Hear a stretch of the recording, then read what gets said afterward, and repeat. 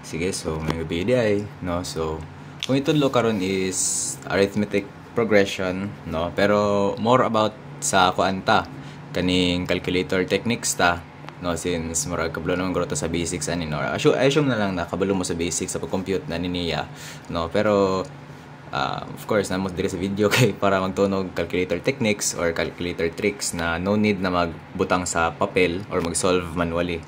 No, sige. So, later na sa pangutana, discussion sa ta, no, kay dire man god if mogamit ta sa arithmetic progression kay di ba kaniya mga basic formula sa ato ang kuan sa ato ang arithmetic progression, no. So, as you can see, mura siya linear equation, no. If di ba ang kuan basic formula man sa linear equation kay y equals kuan, di ba? Wait lang. Okay, tara. Y equals ax plus b, di ba? Di ba mamaya na siya, di ba? So I think na similarity, no. Pero sa calculus man god we use y equals a plus bx, no, wherein ang a plus or ang b nimo is mao ni siya ang d, no. Maklaro ba? Wala, di maklaro. Mao na siya ang d nimo or ang difference or common difference nila unya ang a plus b or nganong nami disit ko andre kaning architectural na sige. Kani siya is ang a1 na to, no. So if a plus b, no, kay naman koy apps na to, no. Kanya apps 8 ta nya maka-input tag variable, no. Anyways, we will go into it later na lang, no. So basta if you can translate this formula to this formula, I think mag-similar na sila, no. So in this case naman, so we use mode 3, no. Mode, sige, balik ta. Mode stat 3 if gamit ta og ganing Canon 789 SGA, no. So mode 3 tapos 2 ta linear. If Casio mong gigamit, I think ang nakabutang is a plus bx mapod, no. So mana siya. Sige. So right off the bat natay table diri, no. Dire ta pag input og ato ang mga values na to, no. So sa x is mao ni siya ang kuan, ikapila siya nga term or the nth term, and kani siya is unsa to siya na term, no. For example, a sub 3 equals 13, no. So sa ato pa ikapila siya na term, which is ikatulo siya na term, so 3, no. And unsa siya na term is 13, no. So bali the third term of the progression is 13, di ba? So likewise sa a7 or a sub 7, so 7 nya 25 ta. Okay, so pwede na ta mag-press og CA. So sa arithmetic progression ay duha ra ka values iyang gipangita or need niya sa in terms sa caltext, no, which is duha ka term and its corresponding ikapila siya na n, no.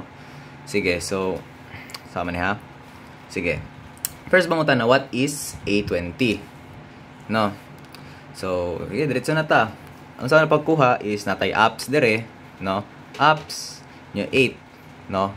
And I think familiar mong grutanan ani from Geotech, di ba? So apps 8 nya pislito na tuning y which is 5, no. And nangutan naman a20, no. So butang tag 20 dira 20y, so sa ato pa a20 equals 64, no.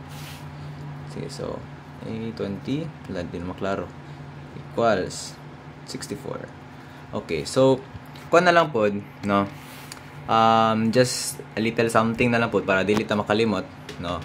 Himduman na to na or isa pod ka technique akong gigamit rather na kung mogamit kog table I put into my mind kani x niya kani y, no. If let's say na ay missing diri nga y pero naatay corresponding value of x, then sa ato pa ibutang nato na let's say again pangita nako ang ika-20 sa y if x equals to 20, no. So let's say x equals 20, so sa 20 nya dire tapara na to y hat nya equals na nimo mugawas na pod ang ika-20 nga or corresponding y sa to ang x equals 20, no. Likewise if x na pod imong gipangita, no, pero naay given na y which is let's say 20 na pod, no. Pwede na to i-input, no, na yung ani. So 20 nya x hat, so mugawas na isang corresponding x sa y equals 20, no. So for example, i-check na to, sige. From the kuan data na to, again, na-save naman ang data no, naraman dira, naka-save mo na sa calcu.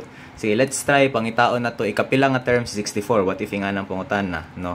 Apps 8 gihapon ta, pero instead na y hat imong gipangita, since kuan man gi since ang pangita man is ang iyang corresponding x, so pangita nito to si kuan x hat, no. So balik ta ups 8 unya 4 ta, no. And ang given na to is ikapilang nga term si 64. So putang tag 64 dire equals, so you can see na 20th term ang 64, which is na dire. Okay, so fights. Sige. So karon, what is the common difference? Okay, so again, naka-establish na formula ganina, no, na ang B is equivalent sa ato ang D, di ba? And if medyo observant ta ganina, pag ups 8 na to, nakita tag B, di ba? So automatic, ipislit tag 2, pag equals na to, mao na siya tong difference, which is ang 3. So sa to pa, D equals 3. Okay. Now, what if ang pangutana di ay, no, find the first term, no? So duha ka pamaagi ana niya, no, which is again ups 8 unya 5 ta unya 1. So mo na siya automatic 1y, so 7. Ang first term na to is 7. And also napay isa ko pamaagi, which is katong gingon ako gunina, a plus b mo ning a1, di ba? Unya a1 is atong first term, di ba?